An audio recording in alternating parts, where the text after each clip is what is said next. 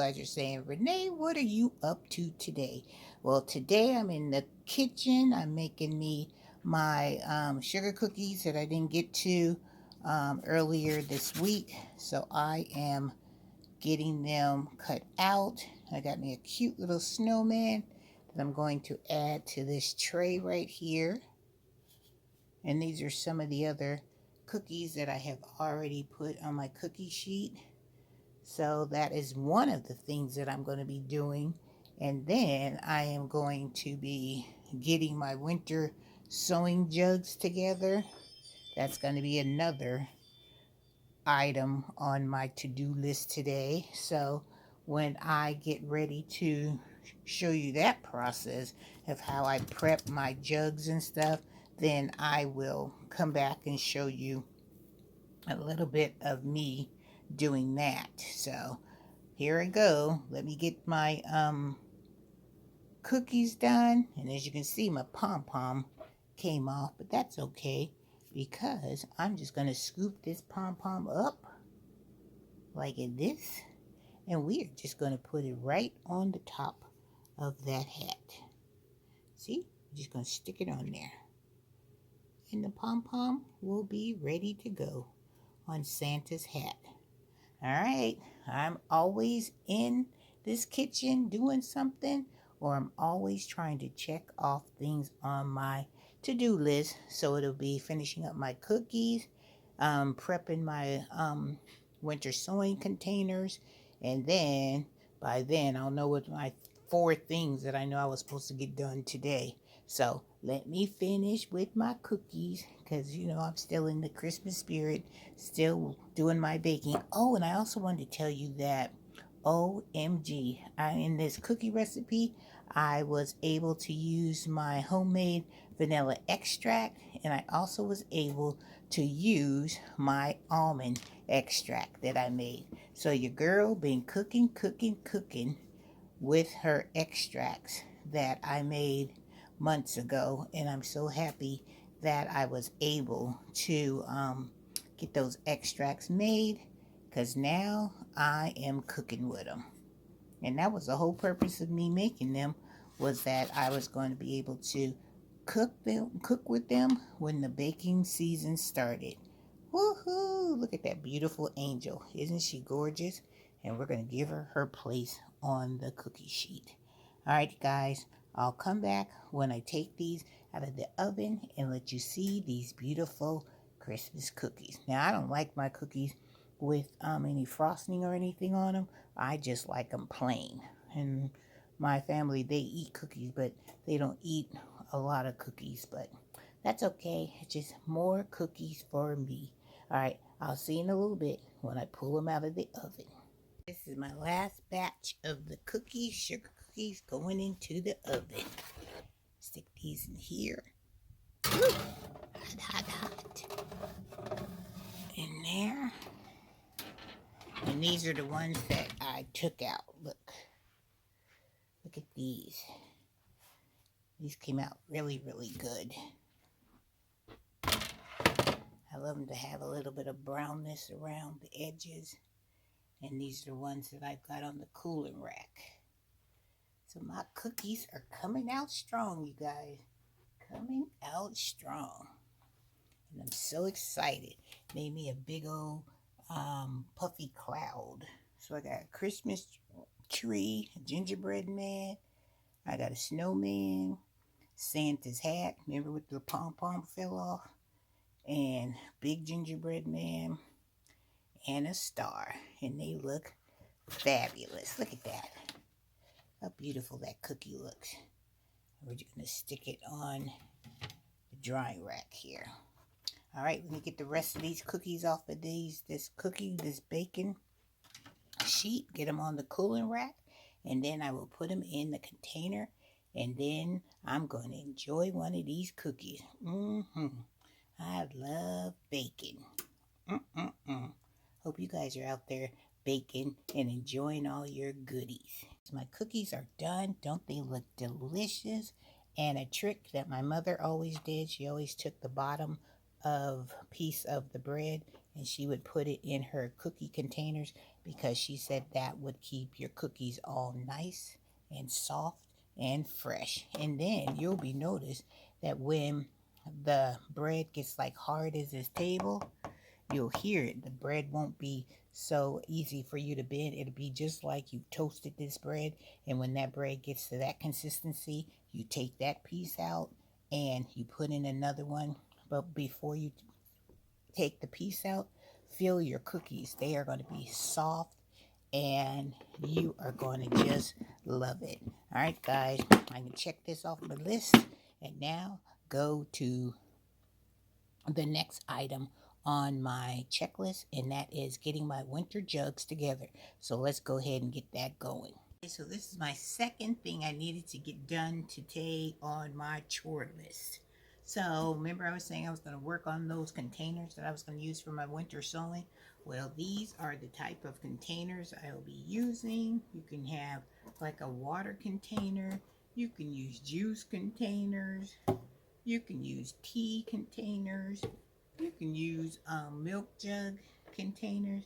Anything that is plastic will be fine. And make sure that when you do choose your containers, make sure you take the tops off, because you don't need those.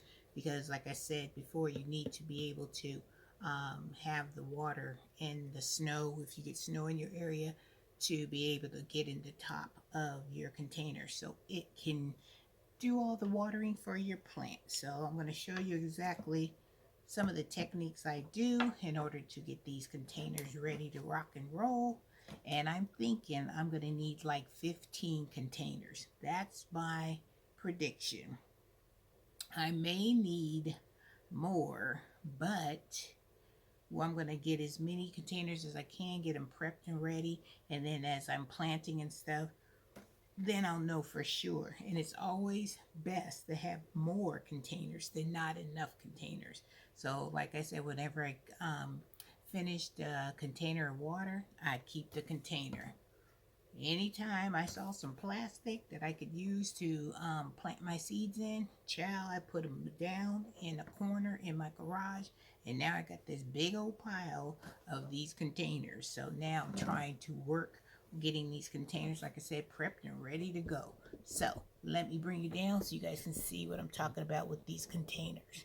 So this water container has this strap on it, so I'm going to want to take that strap off. Take that off, and any kind of paper that I have on there, I'm just going to take scissors and just cut that off.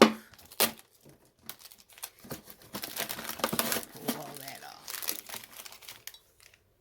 And then, like I said, if you have a top, you're going to want to take that off because you no longer will need that. And I am going to go ahead and put a hole in this container because this is where I'm going to want to cut mine to make my hinge. So I just made a slit in the container, and then I'm just going to cut it around.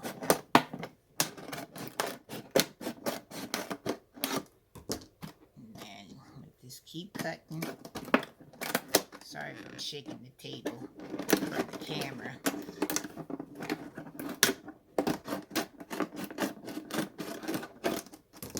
And I just want to be able to make a hinge so I'll be able to open and close it easily. And then don't forget, you're going to want to put some drainage hose at the bottom. Or I usually put mine on the side. Be careful if you're using a knife, because you want to be able to be careful that you're putting a hole in the container and you're not trying to injure yourself. That's all I do, is I usually just make like 4 holes at the bottom of the containers. And then just wiggle it around. And now I have my drainage hose right here. So when the rainwater comes in, it can drain and it won't impede my plants from growing. Won't get them all soggy and, you know, drown them in here. So that's exactly what I'm going to do. So I'm going to finish with all these. So I just wanted to show you what I was doing today because I had a long list of stuff to do, but the child only got through to 2. I have 2, I did the cookies. I'm gonna finish up my containers. And the third thing was I need to go out into my garden because I haven't been in my garden in a while because our weather has been rainy and cold, so it's been preventing me to get out there. Because, child, I mean, I don't mind it being cold, but when it's like bone chilling cold, your girl ain't going out there. So I need to go out there and check on the winter choy that I had growing in the black and white garden. And then I want to harvest the lettuce that I have on my deck on that round table. So yes, because I've been eyeballing that lettuce, and that lettuce looks pretty good now. So now I think I'll be able to harvest a little bit, so at least can make a salad. Not a big salad, but I would say about a small to a medium salad, just to get the taste of it. Because, you know, when you grow something and you see it and it's growing so nicely, you want to get it to the end so you'll be able to partake in tasting all that hard work that you put into growing that particular plant. And I want to taste that lettuce because that will determine if I want to grow that lettuce again next fall or spring or summer. So I am excited about doing that. So weather permitting, I'm going to try to get out there early and get that lettuce harvested so I can wash it up. And then we're going to come in here and I'm going to make a salad and we're going to have a taste test together so I can show you if I really like that lettuce or if that taste test that I did on those particular lettuce out there still tastes as good as that first taste that I did with you guys. Alright, so this is going to be a quick little video because like I said, I didn't get to all of my things I needed to accomplish today, but I will. See? You just have to do it a little bit at a time. So I'm so happy that I at least got the 2 things done and I have just 2 more to go. And then, you know, you always say, oh, well, I only have like 5 or 6 things to do on my list. Child, and then once you get those things done, checked off, then you find other things that you need to get done in your garden. So it's just a gardener's job is never done. The only time it's done is when the weather is raining and you can't get outside, but you can always find things to do in the inside. All right, guys, I'm hoping you're having a wonderful day. I'm hoping you're having a blessed day. And I want to say thank you to my new subscribers. I'm so honored that you have decided to come and visit me over here in Renee's Garden. And you have accepted the challenge of subscribing to my channel and going on this journey with me. Because like I always say, there's always something happening over here in Renee's Garden. And for my subscribers that have been with me since day one, I am so honored that you have stuck in there and hung in there with me on my crazy journeys. Some are kind of crazy and some are very interesting. And like a lot of you tell me all the time, we cannot wait to see what else is going on over there in your garden, Miss Renee. See? You heard it from my subscribers that's been with me for such a long time. They know, with between the critters that I got over here and all the things that I'm trying to accomplish over here in my garden, I'm always up to something. All right, so don't forget to hit that notification bell, give your girl a thumbs up, and don't forget to subscribe to the channel if you haven't already. If you're like lurking in the bushes and you watch my videos and you know you haven't subscribed, child, what you waiting for? Hit that subscribe button because it will help your girl out. Because I'm trying to get my videos out in that algorithm so that we can, if you would like, please share me out so other people can see what's happening over here in my garden as well.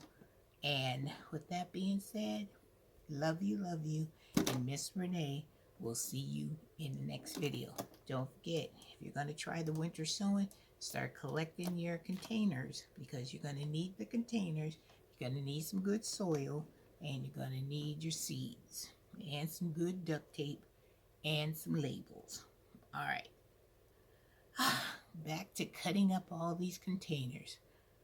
I have like 16, no, I'm going to do more. So I said I'm going to do 15, but I think I'm going to bump it up to 20. So just say I have a lot more of these bottles to do. All right, guys, take care, and I am out.